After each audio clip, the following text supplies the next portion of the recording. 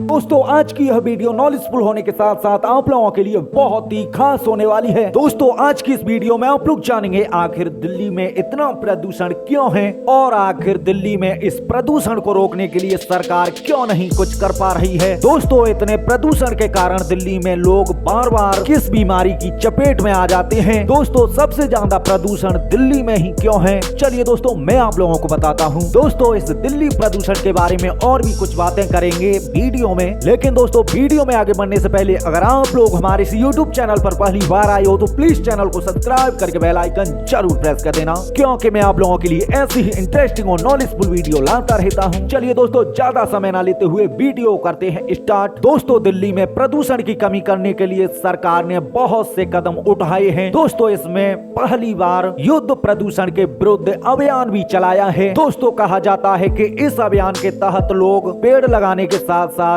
Smog tower स्थापित करना और इसी के साथ ही इलेक्ट्रॉनिक वाहनों को बढ़ाने की भी योजना की गई है। दोस्तों इसके बाद ड्रोन निगरानी भी दिल्ली में हो रही है। दोस्तों 13 हॉटस्पॉट की निगरानी के लिए ड्रोन का उपयोग किया जा रहा है, जिसमें प्रदूषण के स्रोत की पहचान की जा सकती है। दोस्तों इसके चलते आप लोगों को ड्रोन से पानी छिड़कने का भी नजरिया देखने को मिल सकता है दिल्ली में। दोस्तों कहा जाता है कि प्रदूषण कम करने के लिए दिल्ली में पहली बार ड्रोन से पानी का छिड़काव किया गया था। दोस्तों इसके बाद आप लोगों को स्वच्छ ईंधन के उपयोग के लिए बढ़ावा दिया गया है और 8 ईंधन योजना लागू की गई है। दोस्तों इसके बाद किसानों को जागरूक करने के बारे में बात करें तो पराली जलाने के स्वास्थ्य और पर्यावरणीय प्रभावों में शिक्षा और जागरूकता अभियान आयोजित किया जा रहा है। दोस्तों इसके बाद आप लोगों को आधुनिक कृषि उपकरणों का भी उपयोग करना बहुत जरूरी है। दोस्तों कहा जाता है कि आज के समय पर दिल्ली में इतना प्रदूषण फैल गया है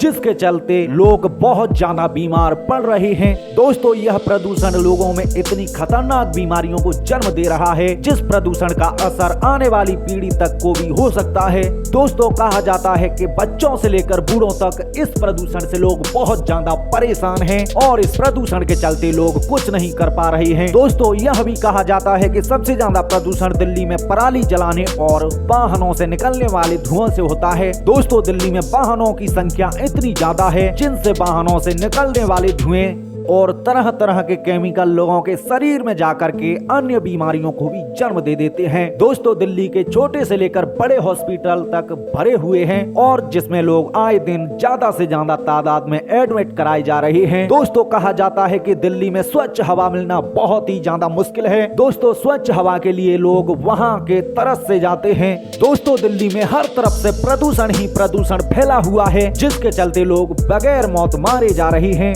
दोस्तों इसके बाद आप लोगों को दिल्ली में मौसम का भी प्रभाव देखने को मिल सकता है। दोस्तों कहा जाता है कि सर्दियों के दिनों में तापमान में एकदम से गिरावट आ जाती है और कम हवा की गति से प्रदूषण वायुमंडल में फैल जाता है और वायुमंडल में ही स्थिर रहता है। दोस्तों कहा जाता है कि इस प्रदूषण को रोकने के लिए सरकार बहुत अच्छे कदम उठा रही है और जहां तक सरकार कोशिश कर रही है वहां तक प्रदूषण को डांटने की जी जान से कोशिश कर रही है। दोस्तों अगर आप लोग भी दिल्ली में रह रहे हैं या फिर इसके बाद आप लोग जाना चाहते हैं तो आपको प्रदूषण से बचने के लिए कौन कौन सी सावधानियां रखनी चाहिए, चलिए दोस्तों मैं आप लोगों को बता दूं। दोस्तों वैसे तो वायु प्रदूषण से इंसान ज्यादातर बच नहीं सकता, लेकिन दोस्तों कुछ खास उपाय हैं जिनसे आप लोग काफी हद तक प्रदूषण से बच सकते हैं। दोस्तों अगर आप लोग दिल्ली की सड़क पर चल रहे हैं और वाहनों के साथ साथ आप लोगों को वायु प्रदूषण से थोड़ी राहत पानी है तो आप लोगों को मास्क जरूर लगाना चाहिए, क्योंकि मास्क से हमारे शरीर में